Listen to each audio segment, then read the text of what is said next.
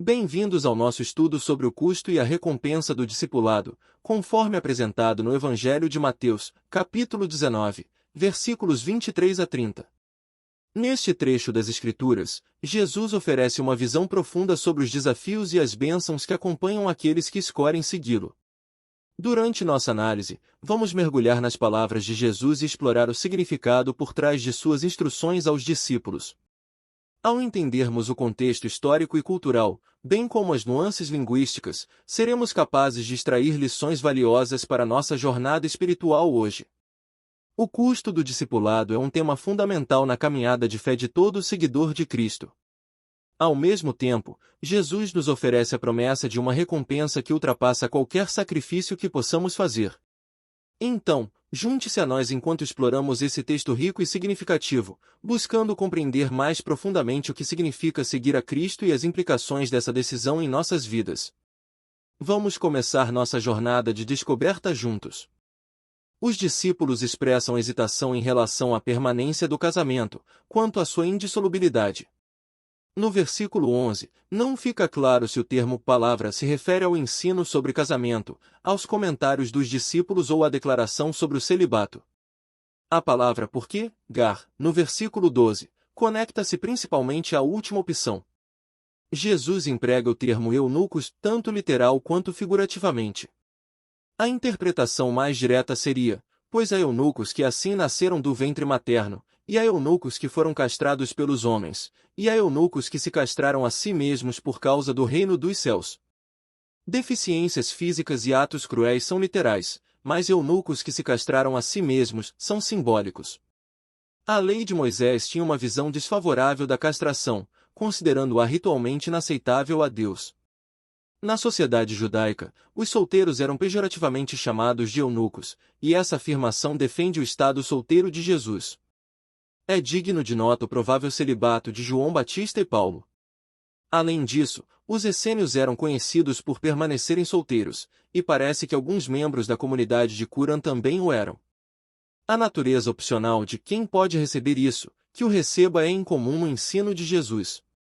É evidente que Jesus aprova tanto o celibato quanto o casamento. Existem diferentes chamados e dons para os discípulos. Jesus abençoa os pequeninos. Semelhante aos patriarcas de antigamente, os rabinos costumavam abençoar as crianças. Os discípulos repreendem aqueles que trazem crianças a Jesus, embora não nos seja dito o motivo. Talvez as crianças não fossem consideradas importantes nos assuntos mais sérios. Jesus não está afirmando que as crianças possuem o reino dos céus, mas sim que aqueles que se assemelham a elas fazem parte do reino. O gesto de Jesus ao impor as mãos está associado à bênção. O jovem rico. Este incidente é registrado nos 3 evangelhos sinóticos, e cada relato oferece informações adicionais. Mateus descreve o homem que se aproxima de Jesus como jovem e rico, enquanto Lucas o chama de príncipe. Marcos e Lucas registram que o jovem se dirige a Jesus como bom mestre, enquanto Mateus transforma o adjetivo bom em substantivo. Em Marcos e Lucas, Jesus rejeita o título bom, reservando-o apenas a Deus. Em contraste, Mateus persiste falando do bom em geral.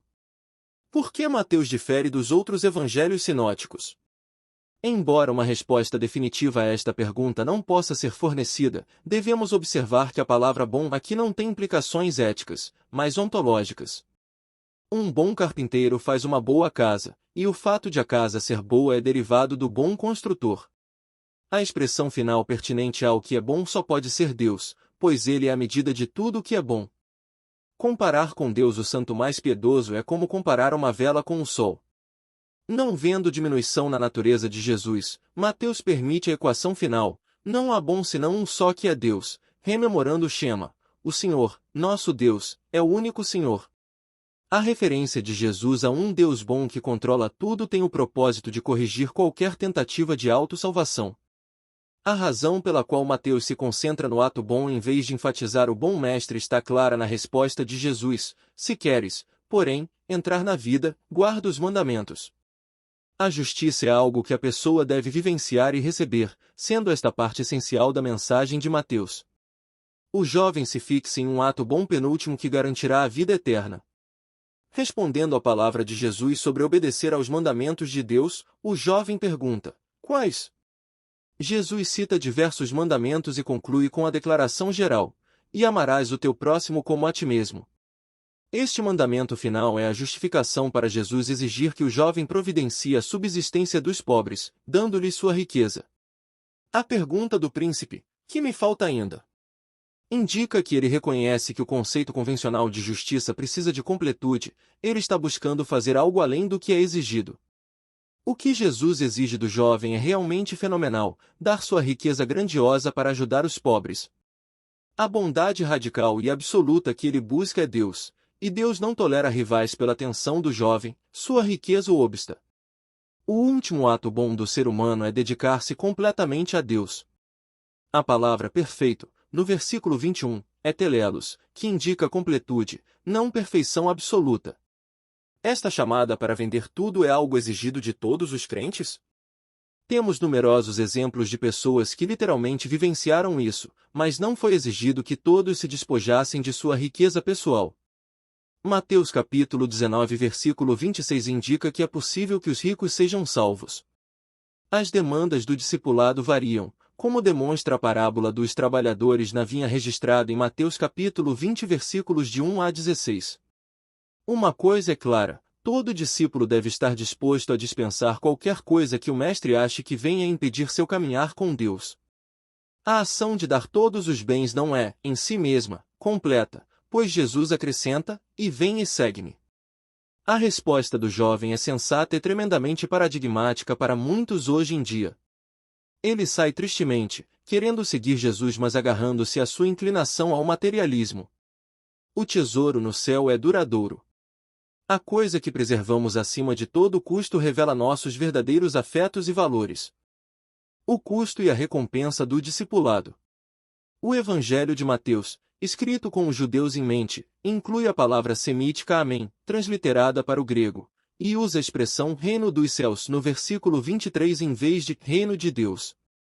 Note que reino de Deus aparece no versículo 24. As duas expressões são sinônimas e não representam duas eras ou entidades separadas. No versículo 24, Jesus usa a linguagem hiperbólica para enfatizar a dificuldade que a riqueza traz ao discipulado. O versículo 26 deixa claro que Jesus está expressando algo que parece ser fisicamente impossível. Os discípulos podem ter ficado surpresos com a declaração de Jesus, visto que tradicionalmente se considerava que a riqueza era resultado da bênção de Deus, embora os perigos da riqueza também sejam mencionados no judaísmo. Aqui, mais uma vez, Jesus inverte os valores estabelecidos pelo judaísmo. A pergunta dos discípulos, no versículo 25, quem poderá, pois, salvar-se, contém em si a suposição popular de que as riquezas servem de indicação da bênção de Deus. Se os ricos não serão bem-sucedidos, então como é que os demais serão salvos? Aqui Jesus revela que a verdadeira fonte de salvação é Deus, que pode fazer todas as coisas. Vida eterna está unido com o verbo salvar-se, o verbo usado nos evangelhos para descrever salvamento de perigo ou cura. Isto mostra a ideia mais ampla de salvação em relação ao cumprimento do tempo do fim. A resposta de Pedro é quase investigatória, quando ele pergunta o que os discípulos receberão por abandonar tudo para seguir Jesus. Mas a resposta de Jesus não é uma repreensão, ele a aceita como pergunta válida. Ele promete recompensa escatológica no fato de os apóstolos se sentarem futuramente em 12 tronos e julgarem as 12 tribos. Não é necessário identificar estas tribos com Israel ou com a Igreja, o novo Israel. Jesus promete que o custo de segui-lo trará grande recompensa em termos de família, terra e casas. A expressão 100 vezes tanto não deve ser reduzida à mera forma de competição espiritual com um pagamento de 100 por 1. As fórmulas têm laivos de magia ou manipulação. Jesus quer dizer que eles serão grandemente abençoados. As recompensas serão terrenas e eternas. A declaração relativa aos primeiros serem últimos e vice-versa, significa, no contexto, que o reconhecimento final surpreenderá muitos. Mas serve principalmente como lide para a parábola dos trabalhadores na vinha. Espero que este estudo tenha sido edificante e esclarecedor para vocês. Se tiverem mais alguma dúvida ou quiserem compartilhar suas reflexões, estou à disposição. Até a próxima!